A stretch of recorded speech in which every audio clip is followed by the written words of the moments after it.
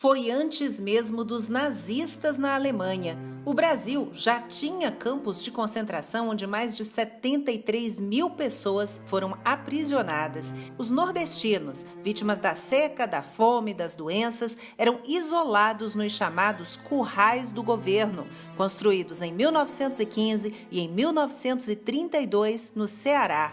Nos anos 30, a capital, Fortaleza, passava por um grande processo de urbanização, que era a tendência no mundo naquela época, com belas praças, iluminação pública, ruas largas, avenidas limpas. E com a chegada dos retirantes que fugiam da seca no interior, a população passou, de repente, de 20 mil para cerca de 130 mil pessoas. Aí, os moradores mais ricos reclamaram que aquela gente faminta, suja, maltrapilha, estava enfeiando a cidade. E eles tinham medo também de invasões e de saques, como os que já tinham ocorrido no passado. Então, era preciso mandar logo aqueles mendigos para bem longe. Em 1915, por exemplo, uma primeira experiência para isolar essas famílias de sertanejos numa área chamada Alagadiço, em Fortaleza, foi mencionada no livro O 15, da escritora cearense Raquel de Queiroz.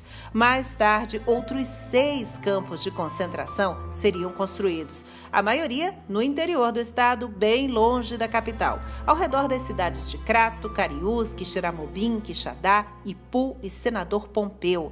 Algumas ruínas desses alojamentos ainda podem ser vistas. As condições eram desumanas. As epidemias como cólera se espalhavam rapidamente entre os retirantes amontoados, cercados e vigiados por soldados, sem permissão para sair. Eles eram vestidos com panos de saco, alimentados uma vez por dia com ração à base de carne seca, farinha e rapadura, porque a carne de primeira mesmo era desviada, roubada e vendida antes de chegar até eles. As denúncias eram contra os encarregados, as lideranças políticas da região. E muita gente acabou morrendo de fome, de doença, de fraqueza mesmo. Os cadáveres eram jogados em valas abertas, valas comuns, porque não dava tempo nem de cavar uma sepultura decente para cada um. E a estimativa é de que só em Senador Pompeu, no campo de concentração do Patu, mais de 2.000 pessoas morreram. Até hoje, uma caminhada dos moradores do município homenageia essas vítimas do flagelo uma vez por ano. A estiagem no Nordeste é periódica. Ela sempre volta para assustar o povo. No Ceará, é especialmente cruel. Em 1877, ou seja, no fim do século XIX, na chamada Grande Seca, 1/3 da população do estado foi dizimada. Essas imagens aí de crianças famintas e esqueléticas foram exibidas no Brasil e no mundo na época e causaram escândalo. O imperador, Dom Pedro II, prometeu que venderia até a última pedra da coroa para combater o problema. E começou aí a construção dos açudes e a migração dos nordestinos.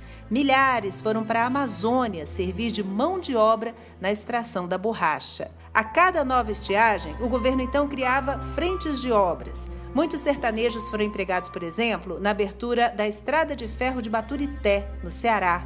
E alguns flagelados da seca foram enviados até para lutar na Revolução de 1932 em São Paulo. Os campos de concentração agora já fazem parte do passado. Um passado sombrio do Brasil, mas a promessa de políticas públicas, de trabalho e de assistência ainda está longe de resolver o problema. E é isso. Até a próxima com mais uma história.